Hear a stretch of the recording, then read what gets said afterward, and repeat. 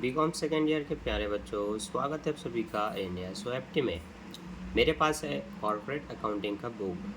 बहुत सारे बच्चों की बहुत सारी कमेंट है पिछले 8-10 दिनों से कि कॉर्पोरेट अकाउंटिंग का भी वीडियो बनाइए। यहाँ पर यूनिट 3 में आज बताने वाला हूँ, और उससे पहले मैं आपको दिखा दूँ कि कितने यूनिट्स है इस विषय के अंतर्गत।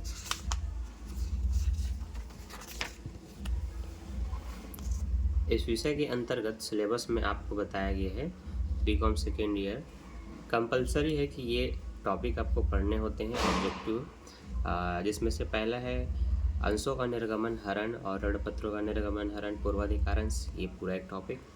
फाइनल अकाउंट टॉपिक 2 यूनिट 2, और यूनिट 3 है आपका गुडविल एंड शेयर्स। तो ख्याति जो है, अंश और ख्याति, ये मैं आपको पढ़ाने वाला हूँ आज। यूनिट 3 है पर चैप्टर नंबर ये 9 है। जिन बच्चों के पास बुक है वो चैप्टर नंबर 9 में आए और बारीकी से और डिटेल से समझे कि इस चैप्टर में कितने थ्योरी आ सकते हैं और कौन से प्रैक्टिकल आएंगे, कितने नंबर के आएंगे, जानेंगे सब कुछ डिटेल से इस वीडियो में। मैं हूँ आपका जितेंद्र सर, जो आज आपको पढ़ाएंगे बीकॉम सेकेंड ईयर में कॉर्पोरेट अकाउंटिंग। तो सभी बच्चों को चैप्टर 9 में आ जाना है, काफ़ी लास्ट में है ये।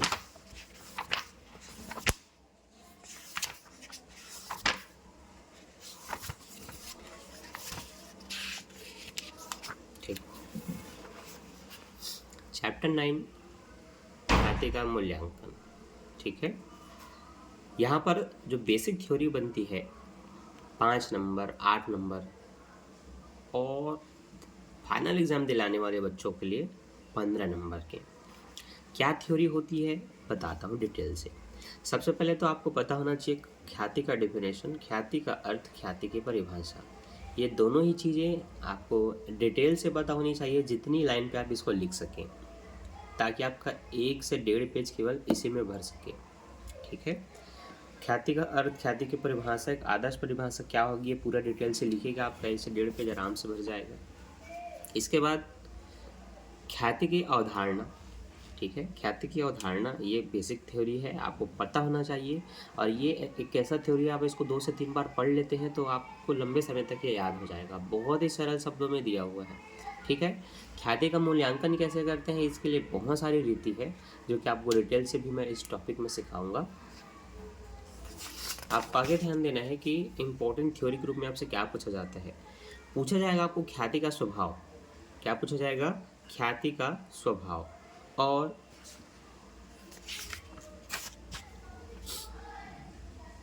ख्याति के प्रकार, और साथ ही साथ ख्याति के मूल्यांकन की दशाएं। कुल इतने तरीकों से ख्याति ज्ञात की जाती है जो आपको चार्ट में समझाया गया है। औसत लाभ विधि, अधिलाभ विधि, पूंजीकरण विधि, वार्षिकी विधि, साधारण औसत लाभ विधि, भारित औसत लाभ विधि, औसत लाभ का पूंजीकरण विधि और अधिलाभ का पूंजीकरण विधि, सारे टॉपिक मैंने कक्षा 12वीं के बच्चों को सिखा दिया है। आप लोग सेकेंड ईयर में है, लेकिन 12वीं के वीडियो जो ख्याति के हैं उसको भी देखेंगे तो आपको ये टॉपिक क्लियर हो जाएगा, और आपके लिए स्पेशल भी बनेगा क्योंकि आपके में कुछ एडवांस है। तो सबसे पहला जो आपकी ख्याति की प्रैक्टिकल क्वेश्चन शुरू होते हैं वो होते हैं औसत लाभ विधि से। किसे होते हैं? औसत लाभ विधि से। यहाँ पर औसत लाभ का डेफिनेशन के साथ साथ ये थ्योरी भी पूछा जाता है सेमेस्टर वाले बच्चों को, तो ये सभी बच्चे देख लें, अपने अपने यूनिवर्सिटी के हिसाब से आपको पढ़ लेना है। लेकिन वो जो थ्योरी पीछे मैं बताया हूँ वो सभी के लिए इंपॉर्टेंट है, वो चाहे सेमेस्टर वाले बच्चों, चाहे फाइनल एग्जाम में बैठने वाले बच्चे हो जो साल में एक बार पेपर दिलाते हैं, प्राइवेट हो चाहे रेगुलर हो। ठीक है, अब सबसे पहले यहाँ से जो प्रैक्टिकल शुरू होगा उसका उदाहरण नंबर 1 मैं आपको इजीली समझाता हूँ। बहुत ही सरल टॉपिक है, ध्यान से देखिएगा, वीडियो में एंड तक बने रहिए, सब कुछ सीखेंगे बड़े ही पेशेंस के साथ। पिछले 5 वर्षों का औसत लाभ दिया हुआ है, पहला, दूसरा, तीसरा, चौथा, पांचवा। पिछले 5 वर्षों के औसत लाभ के आधार पर 4 वर्षों के क्रय मूल्य पर ख्याति की गणना कीजिए, ये प्रश्न ने कहा है। कंडीशन 2 में बोला है पिछले 5 वर्षों के औसत लाभ के आधार पर 2 वर्षों के क्रय के आधार पर ख्याति की गणना कीजिए। ख्याति की गणना जितने वर्षों के आधार पर करना होता है उसी से गुणा करके ख्याति निकाली जाती है सबसे अंत में, जो भी हम प्रक्रिया भी करेंगे उसमें। तो हम देख लेते हैं हमारे पास कितने वर्षों का लाभ है? 5 वर्षों का। औसत लाभ निकालने के लिए जितने भी वर्षों का लाभ होता है उनको जोड़ करके उनकी संख्या से डिवाइड करते हैं। 5 सालों का लाभ है तो 5 से हम उसको भाग करेंगे। तो पहले जोड़ेंगे, ठीक है। तो औसत लाभ बराबर कुल वर्षों के लाभों का योग बटे कुल वर्षों की संख्या आप हिंदी में लिख सकते हैं। तो सभी को जोड़ेंगे और फिर क्या करेंगे? उनकी संख्या से डिवाइड करेंगे। तो यहाँ पर हम देख रहे हैं इन सभी को जोड़ने से आपका आ रहा है 2,60,000। कितना आ रहा है? 2,60,000। इनको 5 से डिवाइड कर दीजिए।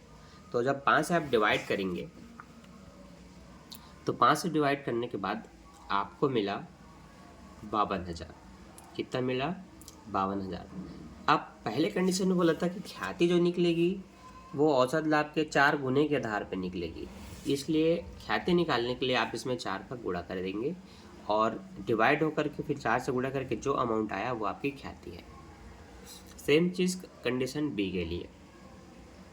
कंडीशन बी में हाँ, कई बार प्रश्नों में आपको कंफ्यूज करने के लिए लाभ के साथ साथ हानि भी दी जाती है। जैसे कंडीशन बी में कुछ तो लाभ है लेकिन कुछ हानि है। हानियों को घटा देते हैं, लाभ के साथ जोड़ते नहीं हैं, ये आपको स्पष्ट पता होना चाहिए। इसलिए यहाँ पर क्या किया गया है, जो लाभ थे उनको प्लस में लिखा गया है पर जो हानि थी उसको माइनस करके अलग से दर्शाया गया है। ये हो रहे टोटल 7,000। आप ये 7,000 से 7,000 घटा दीजिए, बस इन दोनों को जोड़िए तो ये आपका 40,000 हो रहे हैं। तो ये आपका 40,000 रुपये एक्चुअल में औसत लाभ को शो किया जा रहा है। ये भी 5 सालों का, इसलिए इसको भी 5 से डिवाइड करेंगे तो 5 अट्ठे 40, 8,000 आएगा। 8 को 2 से गुणा करेंगे तो 8 दूनी 16। अब 2 से गुणा क्यों किए? क्योंकि यहाँ पर बोला था ख्याति 2 वर्षों के क्रय आधार पर निकाली जाएगी, ठीक है। एकदम बेसिक है, एकदम ही बेसिक है। इसको मैंने डिटेल से कक्षा 12वीं के लिए जो ख्याति का वीडियो बनाया है उसमें बताया है। आप मेरे चैनल के अंदर विजिट करके प्लेलिस्ट में ढूंढिए क्लास 12 अकाउंट, वहाँ पर आप ख्याति के वीडियो देखेंगे, आपको डिटेल से क्लियर हो जाएगा, ठीक है। चलिए, तो औसत लाभ में यही करना होता है, जितने वर्षों का लाभ होगा उन सभी को जोड़ करके उनकी संख्या से डिवाइड कीजिए, जो एक्चुअल अमाउंट आती है उसी में क्रय वर्षों की संख्या का गुणा करके ख्याति निकाल लेना है। याद रहे औसत लाभ में कोई हानि नहीं होनी चाहिए, किसी का वेतन वगैरह नहीं छूटना चाहिए, तो उन दोनों को घटाया जाता है, फिर एक्चुअल का औसत लाभ निकाला जाता है। अब मैं आपको औसत लाभ के ही अंदर एक शामिल दूसरा टॉपिक सिखाऊंगा, इसका पार्ट 2 भारित औसत लाभ विधि। भारित औसत लाभ में क्या किया जाता है? आपको भार दिया जाता है कुछ इस तरह से 1, 2, 3, 4, 5। उसमें कई वर्षों का लाभ दिया रहेगा, 4-5 वर्षों का, लेकिन इसमें भार भी दिया रहता है। तो ऐसे क्वेश्चनों में हम क्या करते हैं, 4 कॉलम बनाते हैं इस तरह से, पहला, दूसरा, तीसरा, चौथा। पहले कॉलम को आप वर्ष बोलते हैं, इंग्लिश में ईयर। दूसरे कॉलम को आप लाभ बोलते हैं, इंग्लिश में प्रॉफिट। तीसरे कॉलम को आप भार बोलते हैं, जिसको इंग्लिश में वेट कहेंगे। और चौथा होता है गुणनफल। किसका गुणनफल? लाभ और भार का गुणनफल, ठीक है। तो इस तरह से कोई सा भी आपको एक प्रश्न दिया जाएगा जिसमें बताएगा गत 5 वर्षों के लाभ इस प्रकार हैं और भार इस तरह से है, और ख्याति 3 वर्षों के आधार पर या 2 वर्षों के आधार पर निकाले जाएगी।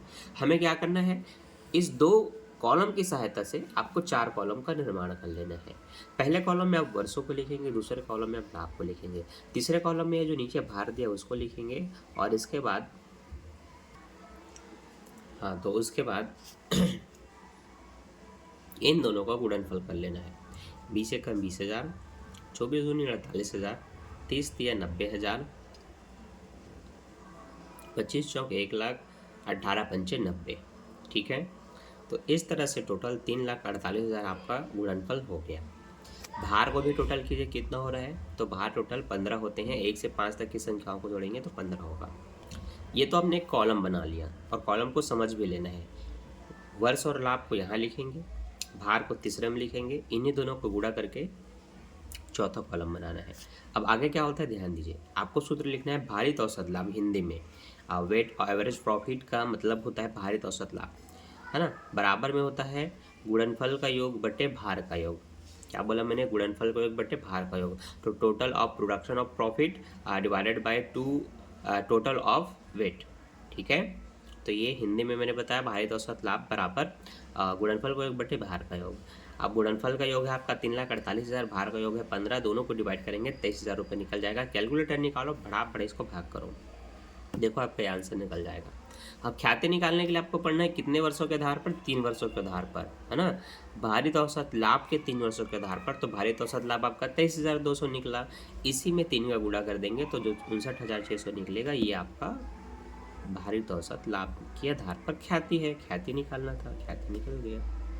इस तरह से छोटे छोटे टॉपिक है आपको सिखाने के लिए, ठीक।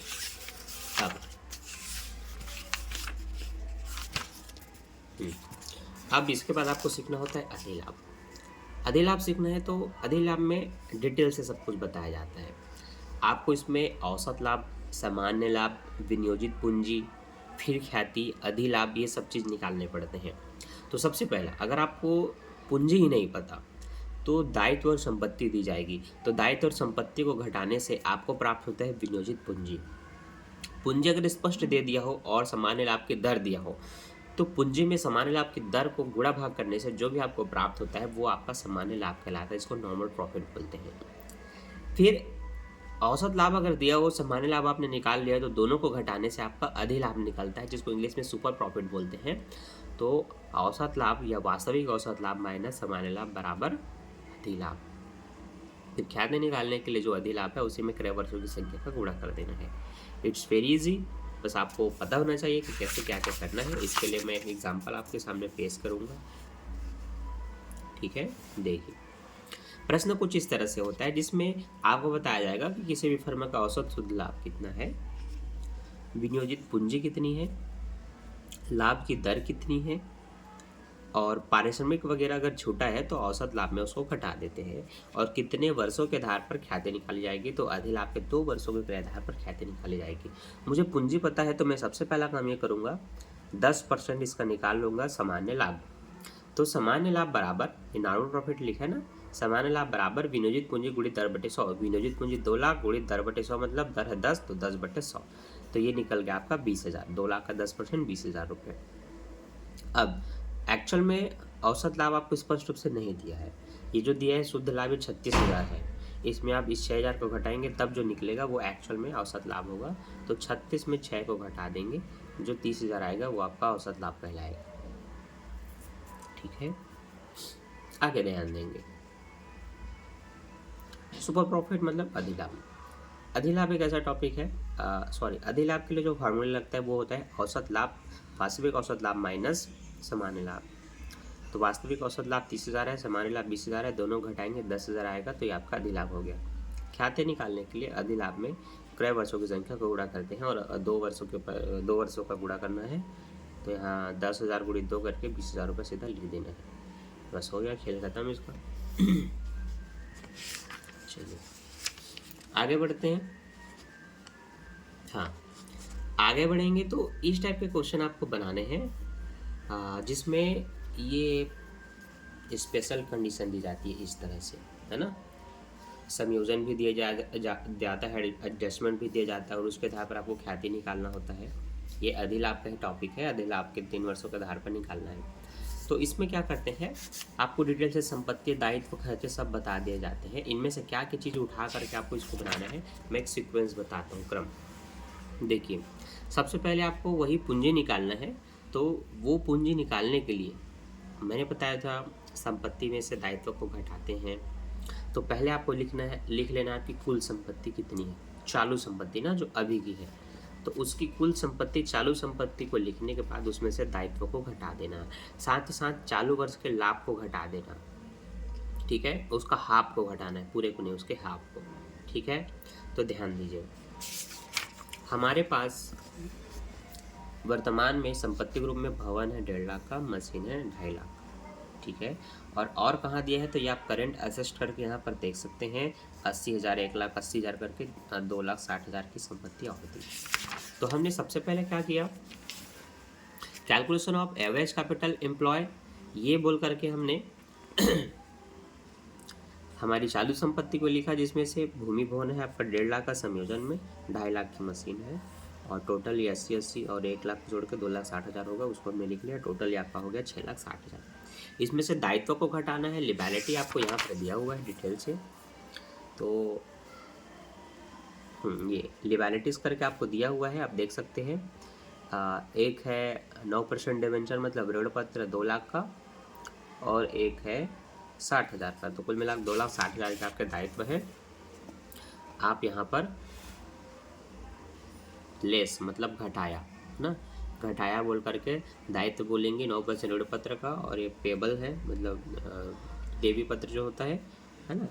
तो ये दोनों को लिख लेंगे 2,60,000 और दोनों को घटा देंगे तो अब 4 लाख आपका आएगा।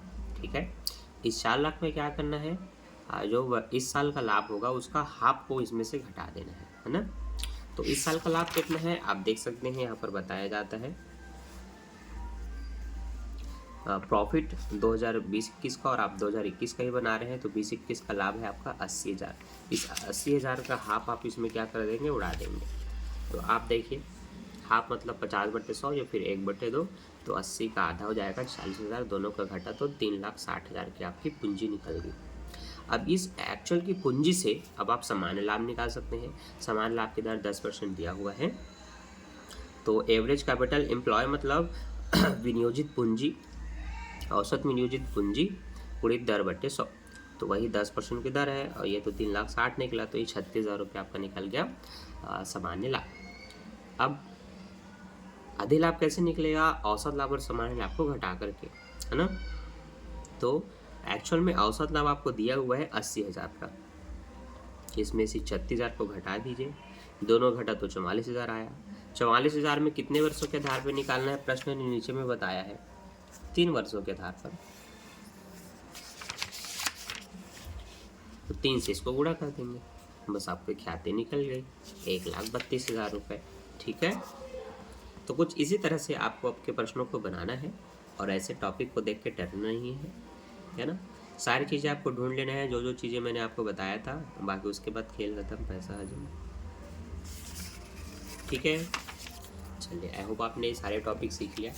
कोई भी डाउट होता है तो आप कमेंट कर सकते हैं। इसके नेक्स्ट पार्ट में हम आगे और टॉपिक कवर करेंगे, और अभी के लिए बाय, थैंक्स फॉर वॉचिंग। इन एग्जाम्पल्स की सहायता से आप अपने प्रैक्टिकल क्वेश्चन बना करके देखिए, और बन जाए तो वीडियो को एक लाइक ज़रूर कीजिए, है ना। आप वीडियो देखते हो लाइक नहीं करते हो भाई, बस इतनी रिक्वेस्ट है, एक लाइक कर दिया करो। बाकी मिलता हूँ नेक्स्ट वीडियो में, भी के लिए बाय, थैंक्स फॉर वॉचिंग।